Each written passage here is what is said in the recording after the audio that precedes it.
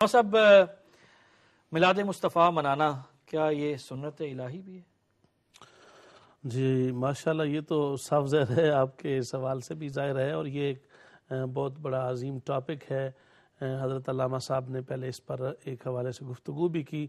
اللہ تبارک و تعالیٰ نے خود نبی پاک صلی اللہ علیہ وآلہ وسلم کے میلاد مبارک کی خوشیوں کو منایا اور اپنی شان کے مطابق منایا۔ اس میں پہلی حدیث پاک یہ ہے کہ حضور سرور کائنات صلی اللہ علیہ وآلہ وسلم کی ولادت کی رات اللہ پاک نے آسمان کے ستاروں کو کم میں بنا دیا، لائٹس بنا دیا، اور ان لائٹس کو حضرت فاطمہ فرماتی ہیں کہ میں نے دیکھا کہ وہ جو ستارے ہیں اتنے قریب آ گئے کہ حتیٰ ستاقعوا علی سقف بیتی، کہ وہ میرے گھر کے اوپر گر پڑیں گے، اتنے وہ قریب ترین آ گئے۔ تمام درختوں کو سجدہ ریز فرما کر یہ دوسری خوشی منائی اللہ تبارک و تعالیٰ نے اپنی شان کے مطابق۔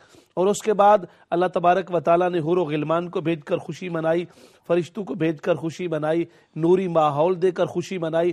اور پھر حدیث پاک میں یہ بات موجود ہے کہ آقا صلی اللہ علیہ وآلہ وسلم کی ولادت پر اللہ تبارک و تعالیٰ نے عورتوں کے مقدر میں یہ لکھ دیا کہ اس سال جتنی عورتوں کو بھی پیدائش ہو ان کے ہاں ان یحملن ذکورا، ان کو اللہ پاک نے بیٹے عطا فرمائے۔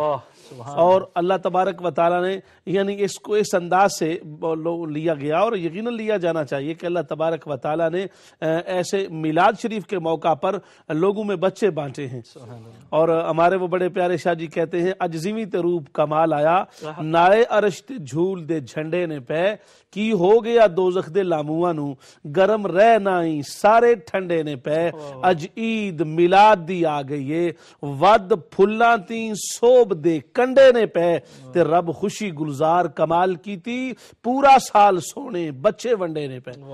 تو اللہ تبارک و تعالیٰ نے حضور کے میلاد پر پورا سال بچے بانٹے ہیں اور عورتوں کو بچے عطا کیے ہیں۔ اس پر بھی پھر محدثین نے اور ائمہ نے بڑی بحث کی ہے کہ آپ بچے کہہ رہے ہو، کیا بچی رحمت نہیں ہوتی؟ بچی رحمت ہوتی ہے، لیکن اللہ پاک نے بچی اس لیے نہیں دی کہ کفر کے ماحول میں وہ بچی کو معاذ اللہ منوس تصور کرتے، زحمت تصور کرتے، ان میں بری رسم تھی۔ اللہ تبارک و تعالیٰ نے اس کی مشیت کو یہ منظور ہوا کہ میں بچے دوں تاکہ کافر لوگ بھی اپنے بچوں کی خوشیاں منائیں، مگر میں اپنے طور پہ اپنے محبوب کی خوشیاں ان سے منوا رہا ہوں گا۔ اور پھر دوسری وجہ یہ تھی کہ اگر ان کو بچیاں دوں گا تو وہ اپنی خباثت کی بنیاد پر دکھ کا اظہار کریں گے، رنج کا اظہار کریں گے، غم کا اظہار کریں گے، اس کو ناک کا مسئلہ تصور کریں گے، معاذ اللہ بےعزتی تصور کریں گے۔ تو اس بنیاد پر میں ان کو بچے دیتا ہوں تاکہ حضور کے میلاد پر کوئی بھی بہانہ بنا کر کوئی بھی غم اور افسوس کی کیفیت پیدا نہ کرے، ہر کوئی خوشی منائے، ہر کوئی محبت کے اندر آ کر وہ اپنے بچوں کی خوشیاں منا رہا ہوگا، لیکن رب ذوالجلال اپنی شان کے مطابق اپنے محبوب کی آمد کی خوشیاں منا رہا ہے۔ اور اس پر جتنی میں نے یہ باتیں کی ہیں، اس پر باقاعدہ احادیث، باقاعدہ ریفرنسز موجود ہیں، اور اس کا کوئی بندہ انکار نہیں کر سکتا۔ فضائل میں تو ویسے ضعیف روایت بھی منظور ہوتی ہے، مقبول ہوتی ہے، اس کو کوئی رد نہیں کر سکتا، کیونکہ ہم میں سے کوئی فرض اور واجب کا حکم ثابت نہیں کر رہے۔ مگر وہ جو لوگ کہتے ہیں لکھا ہوا دکھاؤ، کہاں لکھا ہوا ہے، کوئی ایک ہی دکھا دو، ہم کہتے ہیں ہم جس لیول کی حدیثیں بیان کر رہے ہیں تو میں اس سے 3 درجے کم لیول کی حدیثیں بیان کر دو۔ ہم تو الحمدللہ ابتدائی صدی کی، جس کو متقدمین کا دور کہا جاتا ہے اور قرون اولیٰ کا زمانہ کہا جاتا ہے، ہم تو وہ روایتیں آپ کو بیان کر رہے ہیں۔ آپ آج کی کوئی روایت بیان کر دو، ہم تب بھی مان لیں گے جس میں لکھا ہو میلاد نہیں منانا چاہیے، بلکہ اس کو تو ہر طبقہ نے میلاد منانے کو جائز لکھا۔ یہ سنت الہیہ ہے رب ذوالجلال نے۔ اور پھر یہاں تک ہے حتیٰ احضرت الارض، اللہ تبارک و تعالیٰ نے مکہ مکرمہ کی اور سرزمین حجاز کی سنگریزوں والی زمین کو سرسبز و شاداب کر دیا۔ یہ خادرہ یخدروں سے اخدرت لیا ہے، اور حدیث پاک کے باقاعدہ الفاظ ہیں اخدرت الارض وحملت الاشجار، اللہ تبارک و تعالیٰ نے زمین کو سبزہ عطا کر دیا اور درختوں کو پھلوں سے لاد دیا۔ اب یہ وہ کام ہے جو دنیا جہان میں اور کوئی نہیں کر سکتا۔ ہمارے بہت سارے لوگ کہتے ہیں تم نے کرسمس ٹری لگایا ہے، میں کہتا ہوں کرسمس ٹری ہم نہیں لگاتے، درخت لگا کر اس کے ساتھ خوشی کی کیفیت پیدا کرنا یا درخت لگا کر جشن کا سما پیدا کرنا یہ حدیث پاک سے ثابت ہے۔ باقاعدہ حدیث پاک کے الفاظ ہیں وَحُمِلَتِ الْأَشْجَارِ، تمام درختوں کو پھلوں سے لاد دیا گیا۔ وَأُخْضِرَتِ الْأَرْض، اور زمین کو سرسبز و شاداب کر دیا گیا۔